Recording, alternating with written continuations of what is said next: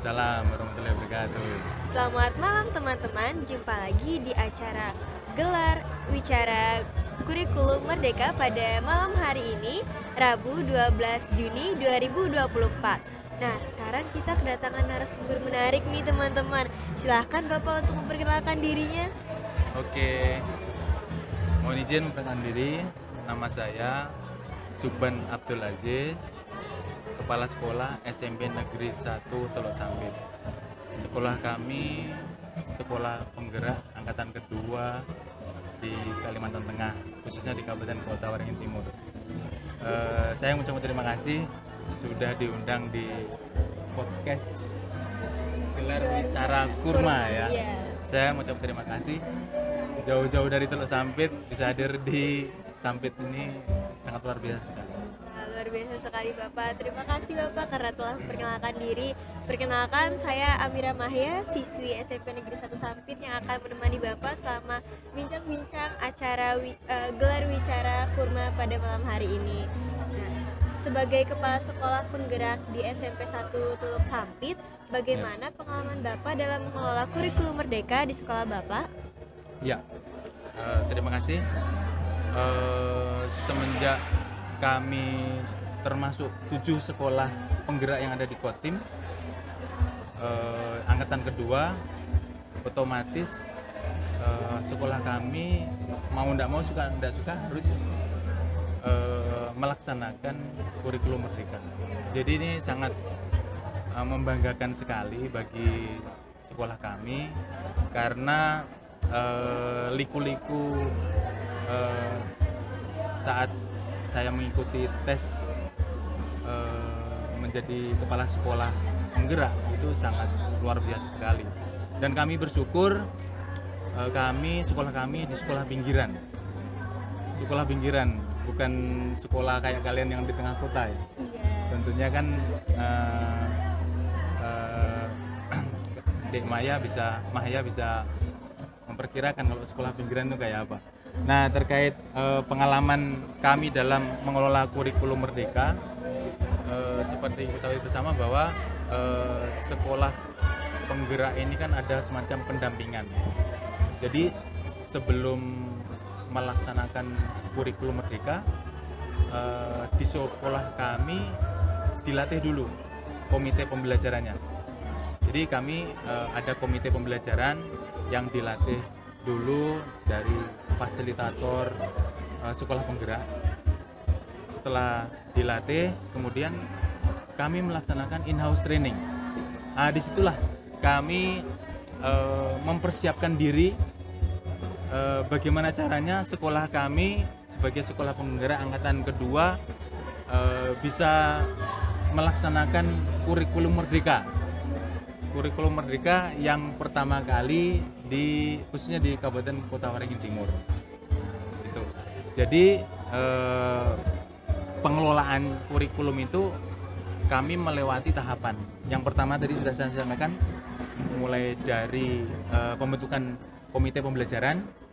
Setelah kami dilatih oleh fasilitator, kemudian kami melaksanakan in-house training mandiri sekolah kami untuk melatih guru-guru yang tidak masuk di komite pembelajaran. Jadi kami berlatih kurang lebih kalau tidak salah sekitar seminggu sampai 2 minggu kalau tidak salah itu. Ya, Luar biasa sekali ya Bapak. Bagaimana capaian dalam pengelolaan kurikulum merdeka yang telah Bapak laksanakan tersebut, Pak? Ya, jadi karena kami mulai dari tahun 2022, berarti ini kan tahun kedua. Nah, tahun kedua kami melaksanakan kurikulum merdeka. Kalau menurut saya sangat luar biasa sekali karena tujuan dari kurikulum merdeka ini kan sebenarnya kan memerdekakan siswa, pembelajaran yang memerdekakan siswa, pembelajaran yang berpusat pada peserta didik.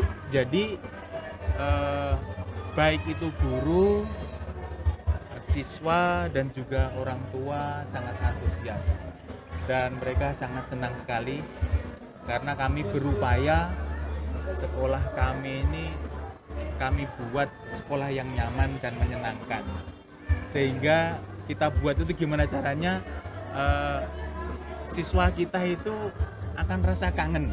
Kalau misalkan pulang ke rumah itu rasa kangen untuk kembali ke sekolah lagi. untuk semangat belajar.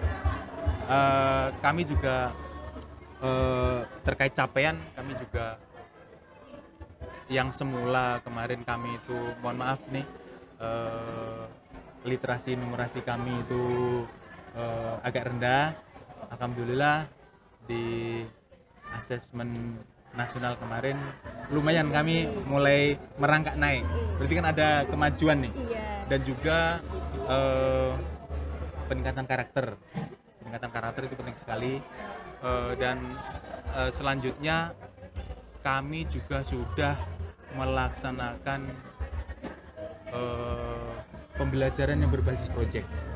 Mungkin sama ya Iya. di sekolah kalian ya, P5 terutama gitu, P5 Pak. itu kan pasti kalian senang sekali kan Iya. kalau sudah melaksanakan P5 itu. Iya, Sangat menarik sekali karena gimana ya, dalam P5 itu kan siswa itu kan berkolaborasi kan, menganalisis masalah-masalah yang ada di sekitar sekolah ya kan. Seperti kami kemarin, kami melaksanakan sumatif itu berbasis proyek. Mungkin sekolah lain masih berbasis Google Form, Iya. terus mengerjakan di kertas gitu ya, berbasis kertas. Kami sudah berbasis proyek. Jadi siswa kelas 9 yang lulus kemarin itu mungkin ini sejarah bagi kami. Pertama kali asesmen berbasis proyek. Wah, itu sangat luar biasa. Mereka sangat sangat antusias sekali karena lain daripada yang lain. Alumni sebelumnya belum pernah kayak gitu. Kalau Google Form sudah biasa, Iya. tapi asesmen berbasis proyek ini siswa kami itu menganalisis permasalahan lingkungan. Kebetulan di daerah Lampuyang itu airnya itu kan ya mohon maaf, daerah Teluk Sambit kan airnya masin, kemudian agak keruh, lain dengan di kota lah. Iya, Kalau kalian kan PDAM ya, Iya. kami tidak ada. Jadi mereka itu menganalisis gimana caranya mereka menjernihkan air. Dari situlah mereka berpikir bernalar kritis bagaimana membuat sebuah alat, mencipta sebuah alat sederhana itu penjernih air. Itu salah satunya, keren banget, luar biasa. Dan terutama antusias orang tua juga sangat luar biasa. Kemudian juga partisipasi dari komunitas di sekitar sekolah juga kami libatkan, kami optimalkan. Jadi anak-anak itu sekarang lebih suka belajar di luar kelas. Iya. Kalau kita itu kan kadang-kala, kamu pernah ya di dalam kelas itu suntuk kan, kadang bosan. Kalau misalkan di luar kelas itu kami ajak ke lahan, ke kebun, langsung ke rumah narasumber. Mereka sangat bahagia sekali, sangat luar biasa. Di situ juga saya membuat sebuah tulisan bagaimana mengoptimalkan narasumber yang ada di sekitar sekolah, ikut mengajar. Jadi petani ikut ngajar. Mungkin sama ya di sekolahmu ya. Mungkin orang tuanya bercerita di dalam kelas, ya kan? Sama di tempat kami maksimalkan itu. Jadi narasumber itu ada yang kami undang ke sekolah, ada juga siswa kami ajak outing kelas namanya. Wah, jadi kami ajak ke petani. Asik. Nanti saya kasih anunya. Saya kasih bukti saya pernah mengikuti penulisan atau pembuatan video kepala sekolah inovatif. Nanti saya kasih bukunya. Mantep banget Bapak programnya. Iya. Selanjutnya, bagaimana cara Bapak melibatkan guru-guru dalam pelaksanaan kurikulum Merdeka ini? Iya. Yang pernah saya sampaikan tadi ya, kami kan ada komite pembelajaran ya. Iya. Saat menggodok, mempersiapkan kurikulum mulai dari ATP, silabus dan segala macam, kalender pendidikan. Nah, cara melibatkannya ya kami optimalisasikan komunitas belajar yang ada di dalam kelas. Komunitas belajar yang ada di sekolah kami. kalau ibaratnya kalian itu kalau misalkan di kelas itu ada kelompok belajar Oh, iya. sama. Bapak Ibu guru juga belajar juga.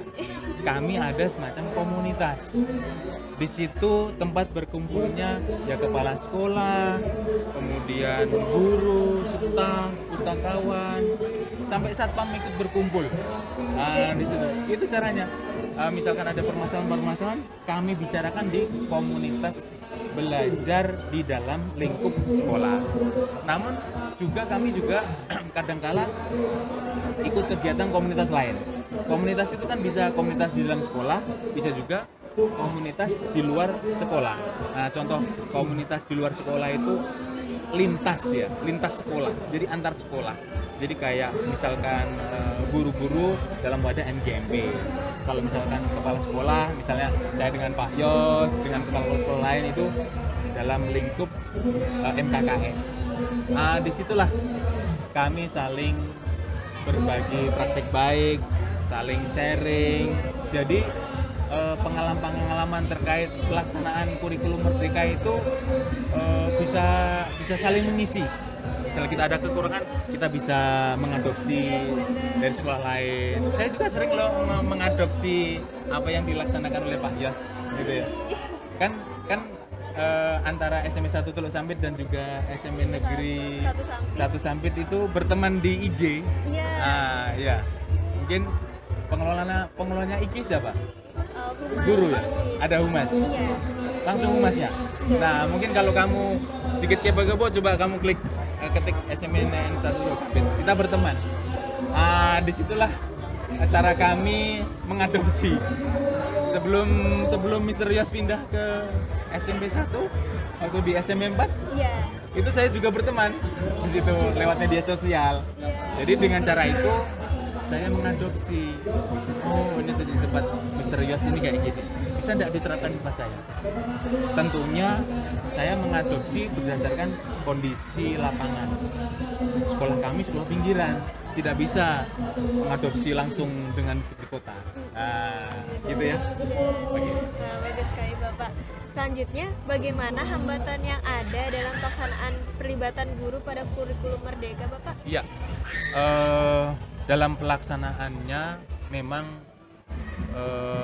kadangkala ada beberapa guru, ini saya rasa permasalahan di setiap sekolah ya. Dalam melibatkan guru ada beberapa kadangkala guru yang masih belum mau move on ini ya. Belum mau move on. Kemudian kadangkala masih menggunakan gaya lama. Kemudian teacher center ya. Terus kemudian metodenya itu terus gitu. Nah, kemudian cara pelibatannya itu hambatannya ya. Cara pelibatannya ya itu tadi di dalam komunitas belajar yang ada di sekolah kami itu kami optimalkan. Disitulah antara guru yang lebih mahir atau memiliki pengalaman-pengalaman yang bagus dalam pengelolaan kelas, dalam metode pembelajaran di kelas, itu si guru yang mahir itu nge-share ilmunya, berbagi, sharing-sharing. Ya sama kayak kalian lah. Kalau misalkan kalian belajar di kelas itu kan ada yang lebih itu nge-share ke temannya kan. Ayo kita gini belajar gini bareng-bareng gitu. Gitu caranya gitu. Jadi jawaban saya optimalisasi komunitas belajar yang ada di sekolah. Jadi dari situ teman-teman yang kadangkala belum mau move on akhirnya lebih semangat lagi. Nah, ini salah satu contoh. Misalkan di dalam kami karena sekolah penggerak ya, salah satunya adalah digitalisasi sekolah. Misalkan ada beberapa guru yang kurang memanfaatkan IT. Mungkin di tempatmu ada juga ya. Mungkin yang gurunya yang ya sudah jelang-jelang mau pensiun kan, mohon maaf mungkin pemahaman IT-nya agak kurang. Jadi di dalam kelas kurang memanfaatkan IT, jadi kan kurang menarik gitu ya. Nah, guru-guru yang yang mahir dalam IT itu ngajarin ngajarin kayak pemanfaatan akun belajar ID kemarin kami Iya. juga pelatihan. Jadi akhirnya tahap demi tahap guru-guru yang kurang maksimal dalam pemanfaatan IT sekarang sudah mulai meningkat. Yang tidak pernah pakai LCD ya Ya, sudah sekarang mulai sudah pakai LCD. Yang tidak pernah dipakai apanya itu smart TV. Kami ada smart TV, ada smart TV. Sekarang sudah mulai. Keren, Walaupun Bang. sekolah pinggiran kami berupaya lah mendekati kayak sekolah-sekolah yang di kota ya nih. Keren Biar banget. kayak SMP 1. Oke. Terakhir nih Bapak, Ya. bagaimana Sudah terakhir ya? Iya. Nggak terasa ya? Iya, nggak terasa. Pak. Padahal saya pengennya lebih lama lagi nih. Asik ya pembicaranya. Iya. Bagaimana tindak lanjut yang akan dilakukan atas capaian dan hambatan dalam melaksanakan kurikulum Merdeka tadi Bapak? Ya, untuk tindak lanjut capaian yang sudah kami dapatkan ya, tentunya akan terus kami tingkatkan ya. Karena kami sudah melaksanakan kurikulum Merdeka dan kami juga sekolah penggerak terkait masalah digitalisasi, perencanaan berbasis data, kemudian juga pembelajaran paradigma baru tentunya harus kami lebih tingkatkan lagi. Kami akan selalu terus berinovasi. Saya selaku kepala satuan pendidikan, sebagai kepala sekolah, saya selalu berupaya memotivasi teman-teman guru dan juga murid-muridnya untuk saling berkolaborasi dalam proses pembelajaran. Saya juga selalu memberikan kayak semacam contoh-contoh atau praktik-praktik baik. Seperti yang saya ceritakan, saya pernah mengikuti perlombaan kepala sekolah inovasi. Kemarin saya mendapatkan juara 1 tingkat provinsi dan alhamdulillah bisa dikirim ke Jakarta saat Hari Guru Nasional, puncak Hari Guru Nasional. Saya bisa bertemu dengan Mas Nadiem Makarim dan juga Presiden Joko Widodo. Itu. Kehormatan Itu sangat luar biasa sekali. Dari situlah itu mungkin salah satu contoh capaian yang saya dapatkan. Walaupun saya yang terpilih, tapi itu peran serta dari tidak cuma saya, karena dalam pembuatan video itu saya melibatkan fasilitator dan guru-guru lain dan juga siswanya. Nanti kalian bisa browsing nanti di YouTube Sukban Abdul Aziz. Nanti di situ ada hasil karya saya terkait optimalisasi narasumber yang ada di sekitar sekolah dalam pembelajaran P5. Jadi narasumbernya itu berdiferensiasi banyak, jadi dari petani, ada nelayan, ada pengrajin gula merah, kami libatkan. Nah, untuk terkait hambatan ya, kami akan terus belajar ya. Kami akan terus belajar, misalkan ada hal-hal yang baru, tentunya kami harus mengoptimalkan komunitas belajar yang ada di sekolah kami. Nah, disitulah memang wadah kami. Apabila ada hal-hal yang baru, ada inovasi baru, kami belajar bersama di situ. Nah, disitulah misalkan ada guru-guru yang kurang paham, kita sharing bersama, berlatih bersama. Jadi di situ kami berkolaborasi. Luar biasa sekali ya teman-teman, narasumber kita hari ini sangat menginspirasi kita semua. Nah teman-teman jangan lupa ya, kita harus belajar dari Pak Subhan tadi. Gimana sih cara jadi kepala sekolah yang sampai ikut lomba ini. Oh iya, ini mumpung ingat ya, saya kasih. Oh iya, ini nih, ayo kita lihat teman-teman. Iya, ini walaupun saya tidak mahir menulis seperti Bu Sugi, saya harus belajar dari Bu Sugi. Iya, benar. Saya hasil karya saya yang kemarin. Nah, ini boleh buat kamu. Nah, Terima keren. kasih Ini kan Bapak. optimalisasi komunitas sekitar sekolah yang saya sampaikan tadi. Di sini nanti ada link-linknya. Ini tulisan saya. Kemudian ada link barcode-nya, silakan dicoba. Oh, siap, Kegiatan siap. P5 kami, bagaimana kami saat turun ke lapangan gitu. Nah ini.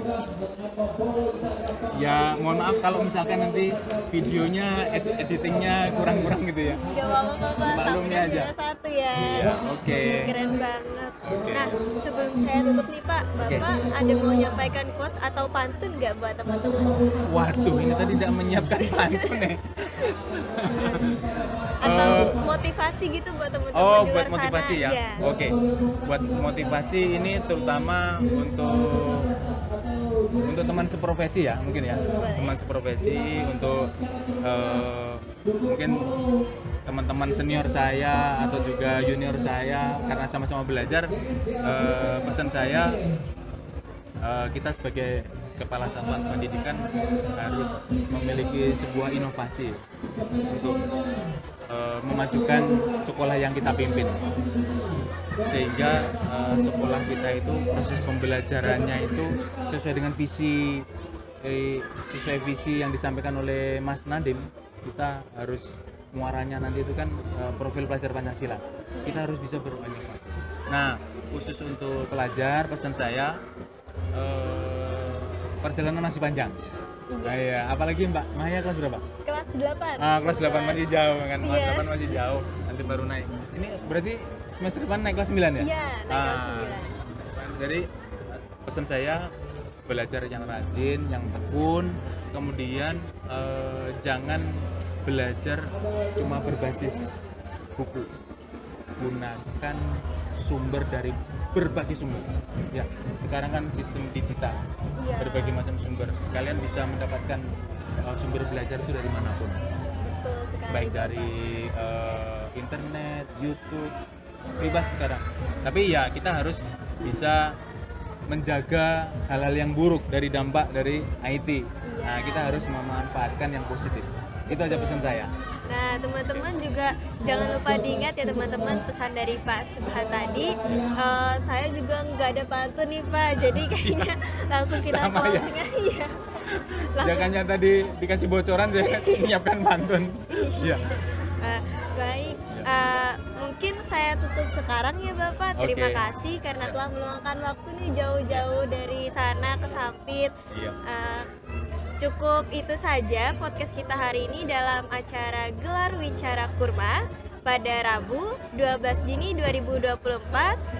Terima kasih. Wassalamualaikum warahmatullahi wabarakatuh. Waalaikumsalam warahmatullahi wabarakatuh. Salam kurikulum merdeka.